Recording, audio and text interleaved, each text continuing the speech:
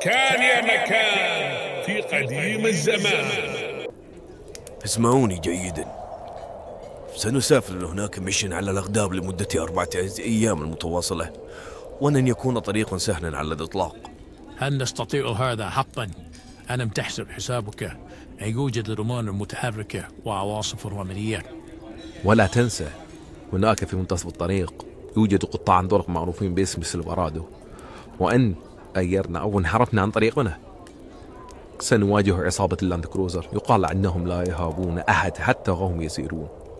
أعلم كل هذا، لكن هناك طعام شهي ولذيذ في تلك الأسواق وأريد أن أتذوقها، وطعم لي ثاني.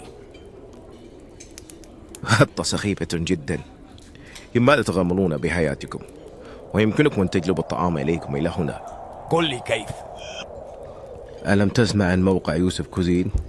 بهواتفكم تستطيعون أن تطلبوا الطعام ويأتي إليكم إلى هنا. بدون تعب أو عناء، يوسف كوزين يستطيع أن يوصل طعامك حتى لو كنت أنت في الجاهلية.